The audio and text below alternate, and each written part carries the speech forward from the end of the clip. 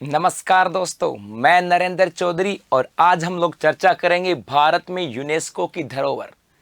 UNESCO जिसकी हम बात करें 16 नवंबर 1945, 16 नवंबर 1945 जिसकी स्थापना हुई थी और ये पूरे विश्व के अंदर शिक्षा की बात करें या अन्य जो दूसरे जो सामाजिक जो कार्य होते हैं उनके विकास के लिए कार्य करता है। और इस यूनेस्को के द्वारा 1972 से एक पहल की गई थी और वो पहल थी कि विश्व के अंदर सांस्कृतिक और प्राकृतिक जो धरोहरें हैं, जो महत्वपूर्ण स्थान है, उनका संरक्षण किया जाए ताकि आने वाली जो पीढ़ियां हैं उन तक उनको बताया जा सके, पहुंचाया जा सके कि ये हमारी धरोहर थी सांस्कृतिक और प्राकृतिक। और उसी पहल के आधार पर आज हम बात करेंगे कि भारत के अंदर ऐसी कौन कौन सी सांस्कृतिक धरोहर हैं, कौन कौन सी प्राकृतिक धरोहर हैं, उनकी हम बात करेंगे। तो करते हैं शुरुआत। सबसे पहले हम बात करेंगे सांस्कृतिक धरोहर की। और भारत के अंदर जो सांस्कृतिक धरोहर हैं इनको सबसे पहले दर्जा दिया गया था, जो 4 स्थान हैं उनको दर्जा दिया गया था 1983 के अंदर। जैसे एक का नाम था ताजमहल, इसे 1983 के अंदर सांस्कृतिक धरोहर के रूप में चुना गया था और यह है कहां पर, उत्तर प्रदेश के अंदर है।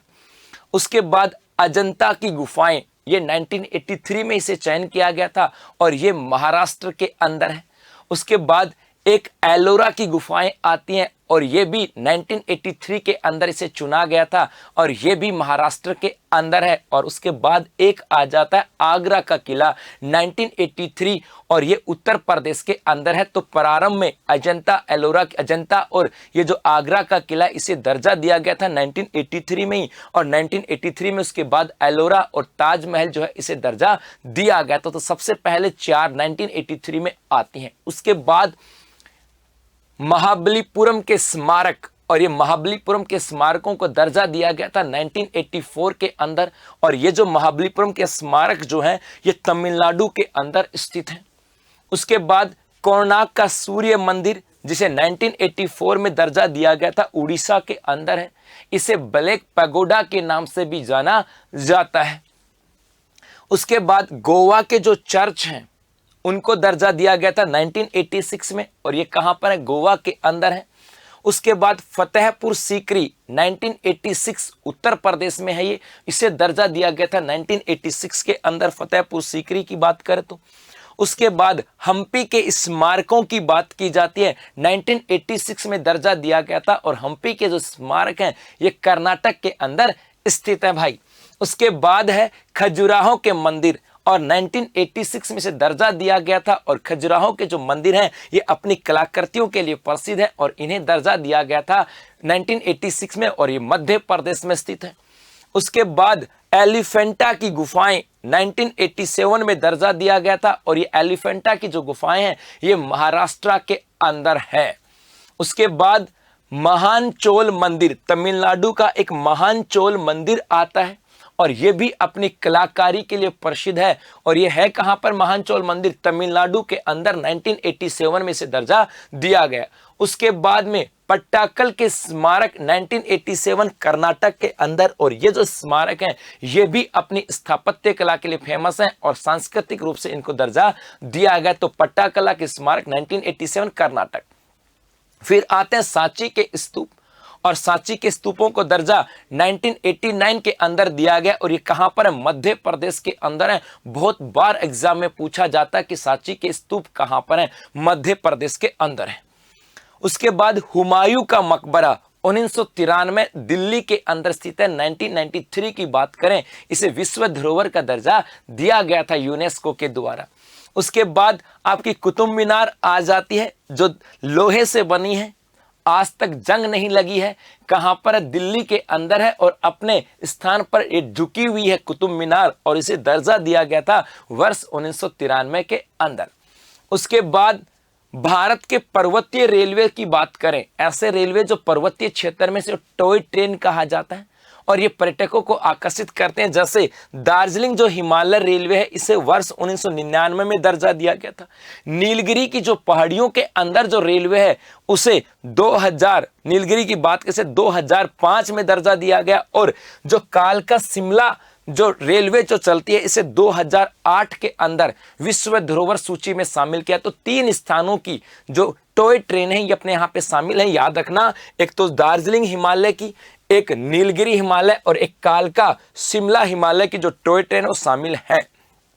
उसके बाद महाबोधि मंदिर की बात की जाती है और ये महाबोधि मंदिर बिहार के अंदर स्थित है, अपनी स्थापत्य कला के लिए फेमस है और 2002 में इसे दर्जा दिया गया था। उसके बाद है भीमबेटका गुफाएं। भीमबेटका गुफाएं हैं ये, और इनको बोलते हैं भीमबेटका की गुफाएं, और ये मध्य प्रदेश में है और 2003 में इनको दर्जा दिया गया था। उसके बाद चंपानेर पावागढ़ पार्क, एक चंपानेर पावागढ़ पार्क है गुजरात के अंदर, और ये जो पार्क है इसे दर्जा दिया गया था वर्ष 2004 के अंदर विश्व की धरोहर यूनेस्को की धरोहर सूची के अंदर। उसके बाद छत्रपति शिवाजी महाराज टर्मिनल्स, मुंबई के अंदर जो रेलवे स्टेशन है छत्रपति शिवाजी टर्मिनल की बात करें, इसे वर्ष 2004 के अंदर विश्व धरोहर सूची का दर्जा दिया गया था, सूची में शामिल किया गया था। उसके बाद लाल किला या लाल किले के प्रांगण की बात करें, ये लाल किला दिल्ली के अंदर है और इसे दर्जा दिया गया था वर्ष 2007 में। उसके बाद जंतर मंतर, जंतर मंतर की बात करें, ये जयपुर राजस्थान के अंदर है और यहाँ पर समय की गणना, मौसम की भविष्यवाणी, ये सब कार्य यहाँ से किए जाते हैं और इसे दर्जा दिया गया था वर्ष 2010 में। उसके बाद राजस्थान के पहाड़ी किले, राजस्थान के 6 पहाड़ी किले हैं, इनको दर्जा दिया गया था 2013 के अंदर। 2013 के अंदर एक चित्तौड़गढ़ का किला आता है, ये राजस्थान वालों के लिए बड़ा इंपॉर्टेंट है एग्जाम के पॉइंट ऑफ व्यू से।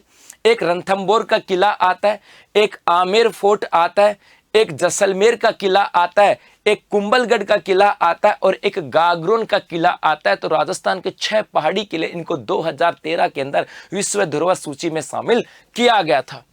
उसके बाद रानी की बाव या रानी की बावड़ी भी कह दिया जाता है, और ये रानी की बाव या बावड़ियां हैं, जल संरक्षण का काम करती हैं और गुजरात के अंदर हैं, और इनको दर्जा दिया गया था वर्ष 2014 के अंदर। उसके बाद नालंदा जो विश्वविद्यालय की बात की जाती थी उसकी बात करें, उसके अवशेष हैं, ये बिहार के अंदर है और इसे दर्जा दिया गया था 2016 के अंदर। उसके बाद कैपिटल बिल्डिंग की बात करें, ये चंडीगढ़ के अंदर है, कैपिटल बिल्डिंग की बात करें चंडीगढ़ के अंदर है और इसे दर्जा दिया गया 2016 के अंदर। उसके बाद अहमदाबाद, ये पूरे शहर की बात करें, ये भारत का पहला शहर था जिसे विश्व धरोहर सूची में शामिल किया गया था, अहमदाबाद, और कब शामिल किया गया, वर्ष 2017 के अंदर।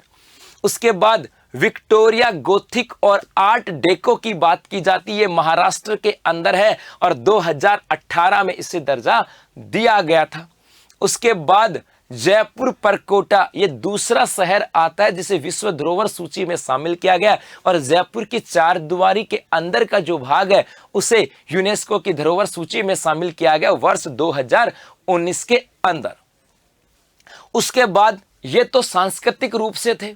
उसके बाद एक स्थान ऐसा है जो मिश्रित रूप से सांस्कृतिक और प्राकृतिक दृष्टि से है और उनको मिश्रित श्रेणी में शामिल किया गया, उसका नाम आता है काजीरंगा की बात, या सॉरी कंचनजंगा राष्ट्रीय उद्यान की बात करें, कंचनजंगा राष्ट्रीय उद्यान ये मिश्रित श्रेणी में आता है, सिक्किम के अंदर है और वर्ष 2016 के अंदर इसे दर्जा दिया गया।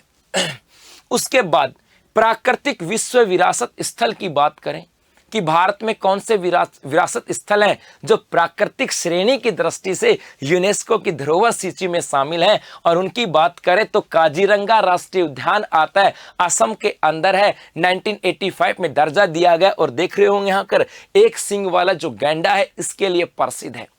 उसके बाद में केवलादेव राष्ट्रीय उद्यान की बात करें, राजस्थान में है, 1985 में से भी दर्जा दिया गया, और ये साइबेरियन जो सार्स आपको दिखाई दे रहे हैं ये साइबेरियन सार्स के लिए प्रसिद्ध है। उसके बाद मानस राष्ट्रीय उद्यान, ये भी असम के अंदर है और इसे भी दर्जा दिया गया था 1985 के अंदर। उसके बाद सुंदरवन राष्ट्रीय उद्यान, जो सुंदरवन डेल्टाई जो क्षेत्र आता है उस सुंदरवन डेल्टाई क्षेत्र के अंदर उद्यान है, नेशनल पार्क है सुंदरवन, इसे दर्जा दिया गया था 1987 के अंदर, और ये कहां पर है, पश्चिमी बंगाल के अंदर है। उसके बाद नंदा देवी राष्ट्रीय उद्यान एवं फूलों की घाटी, ये दो हैं, नंदा देवी राष्ट्रीय उद्यान और ये उत्तराखंड में है, और फूलों की घाटी ये भी उत्तराखंड में। नंदा देवी राष्ट्रीय उद्यान को सूची में शामिल किया गया था 1986 के अंदर, और फूलों की जो घाटी है, फूल की जो घाटी है, इसे यूनेस्को की धरोहर सूची में शामिल किया गया था वर्ष 2005 के अंदर। उसके बाद पश्चिमी घाट, भारत का जो पश्चिमी भाग है इसको कहा जाता है वेस्टर्न घाट कहा जाता है, पश्चिमी घाट कहा जाता है, और ये यहाँ पर महाराष्ट्र, केरल की बात करें, कर्नाटक की बात करें, यहाँ नीचे तक फैला हुआ है। और ये जो घाट है ये यहाँ पर सबसे अधिक ये कहें कि वर्षा होती है, सदाबहारी वनस्पति पाई जाती है, और भारत में सबसे ज्यादा जो हम बात करें जैव विविधता की बात करें, यहीं पर केरल के अंदर शांत घाटी क्षेत्र में पाई जाती है, और इसे विश्व धरोहर सूची के अंदर शामिल किया गया था 2012 के अंदर। उसके बाद ग्रेट हिमालयन नेशनल पार्क की बात की जाती है, और इसे ये हिमाचल प्रदेश के अंदर है, और 2014 के अंदर इसे दर्जा दिया गया था। तो ये कुछ सूची थी भारत के अंदर सांस्कृतिक और प्राकृतिक धरोहर के रूप में जो यूनेस्को की धरोहर सूची में शामिल है। Thank you.